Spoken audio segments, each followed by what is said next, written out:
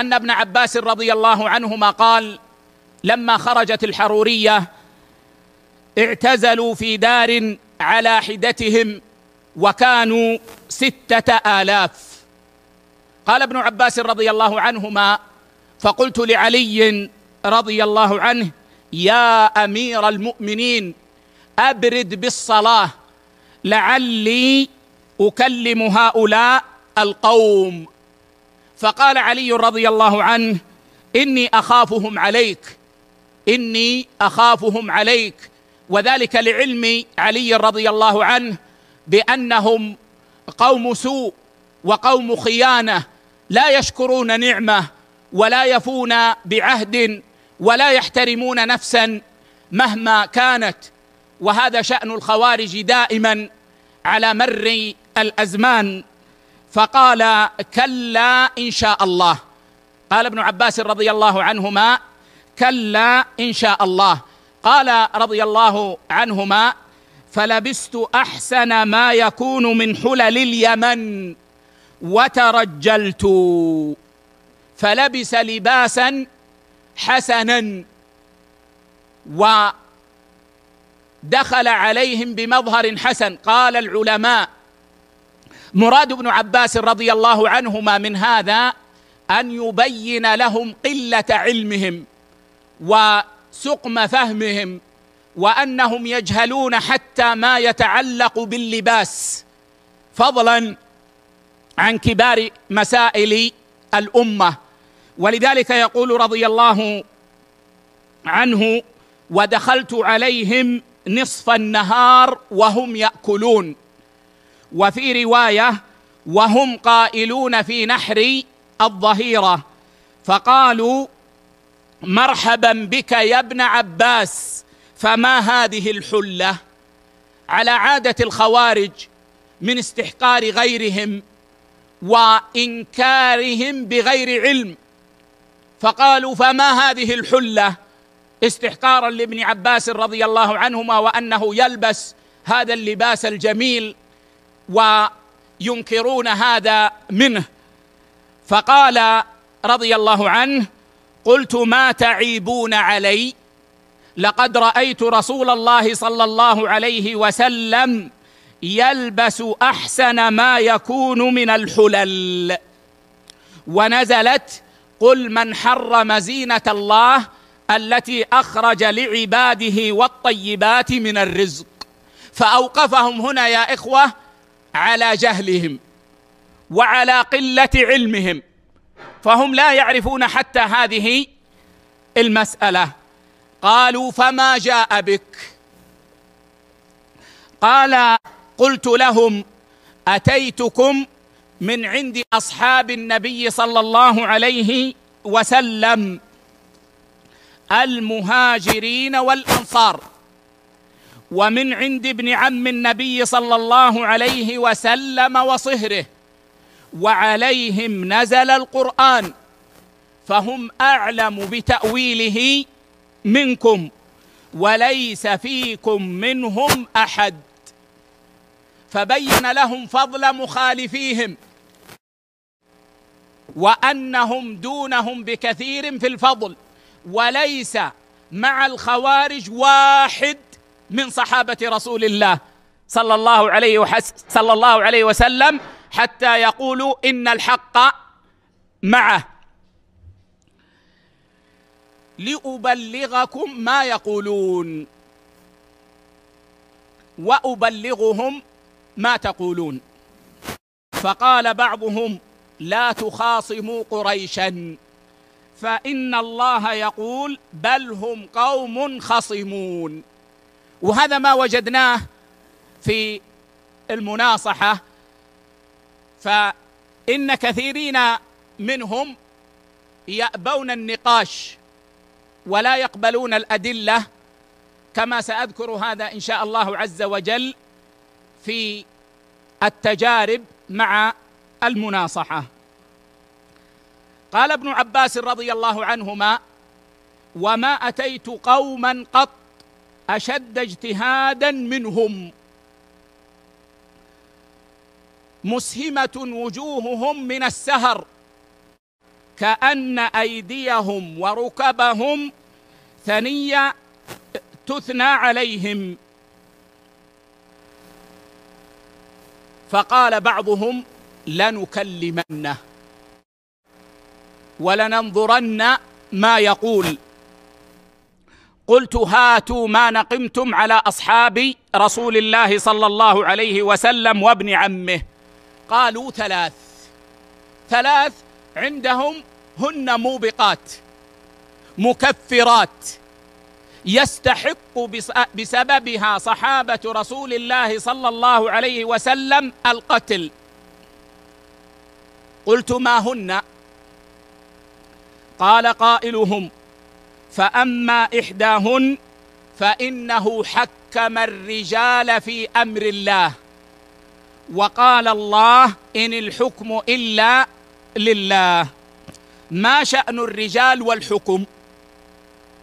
فالمسألة الأولى عندهم أن علي رضي الله عنه حكم بغير ما أنزل الله، لأنه حكم الرجال. قال: قلت: هذه واحدة.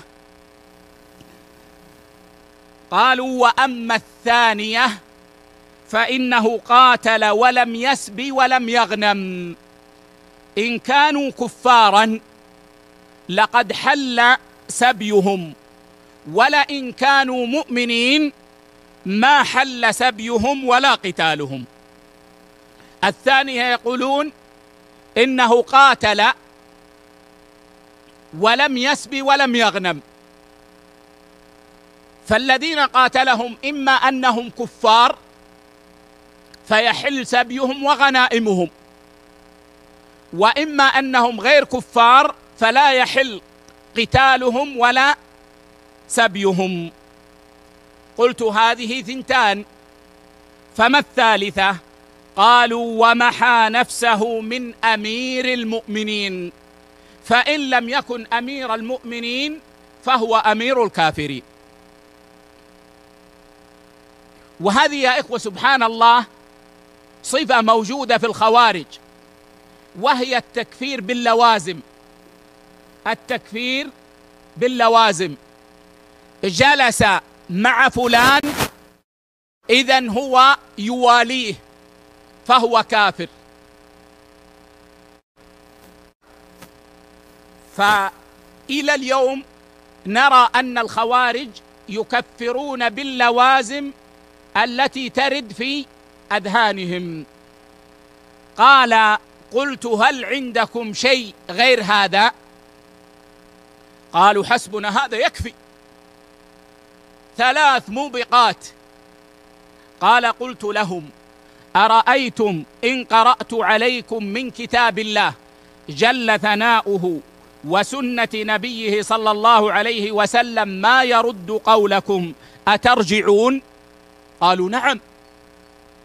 فدائما عندما تناقش الخوارج يقول: نحن نقول بالكتاب والسنة، نحن نقول بالكتاب والسنة.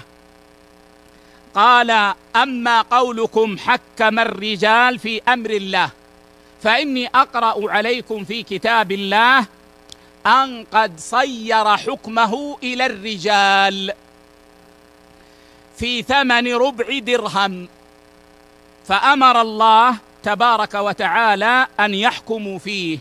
أرأيتم قول الله عز وجل: يا أيها الذين آمنوا لا تقتلوا الصيد وأنتم حرم، ومن قتله منكم متعمدا فجزاء مثل ما قتل من النعم يحكم به ذوى عدل منكم. فحكم الرجال في جزاء الصيد، وقد يكون يسيرا. وكان من حكم الله أن صيره إلى الرجال يحكمون فيه، ولو شاء حكم فيه.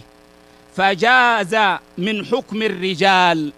أنشدكم الله، أحكم الرجال في صلاح ذات البين وحقن دمائهم أفضل أو في أرنب؟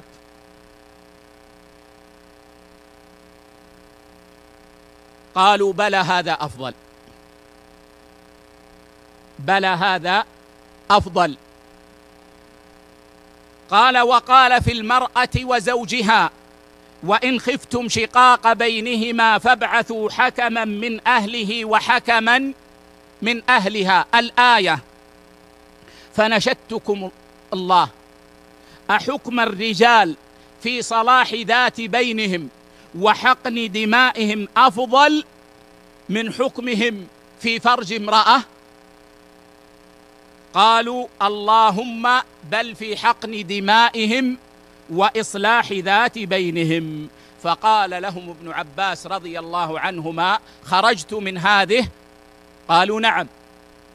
قالوا: نعم. قال: قلت: وأما قولكم قاتل ولم يسب ولم يغنم، أفتسبون أمكم عائشة رضي الله عنها، لأنها كانت في ذلك القتال مع الطرف الآخر، تستحلون منها ما تستحلون من غيرها وهي أمكم؟ فإن قلتم إنا نستحل منها ما نستحل من غيرها فقد كفرتم، لأن هذا تكذيب للقرآن. وإن قلتم ليست بأمنا فقد كفرتم، لأن هذا تكذيب للقرآن. فأنتم بين ضلالتين فأتوا بمخرج منهما. فنظر بعضهم إلى بعض وسكتوا، لا مخرج. قال: فقلت: أخرجت من هذه؟ قالوا: بلى. قال: وأما قولكم محى نفسه من أمير المؤمنين فأنا آتيكم بما ترضون. قد سمعتم أن نبي الله صلى الله عليه وسلم يوم الحديبية صالح المشركين، فقال لعلي: يا علي، اكتب هذا ما صالح عليه محمد رسول الله صلى الله عليه وسلم. قالوا: لو نعلم أنك رسول الله ما قاتلناك. فقال رسول الله صلى الله عليه وسلم: امحوا يا علي، يعني امح كلمة رسول الله صلى الله عليه وسلم. اللهم إنك تعلم أني رسول الله، امحوا يا علي واكتب هذا ما صالح عليه محمد ابن عبد الله. فوالله لرسول الله صلى الله عليه وسلم خير من علي، وما أخرجه من النبوة حين محى نفسه. أخرجت من هذه؟ قالوا: نعم. فرجع منهم 2000 من 6000، وبقي 4000 على هواهم مع قيام الحجة. وخرج سائرهم فقتلوا على ضلالتهم.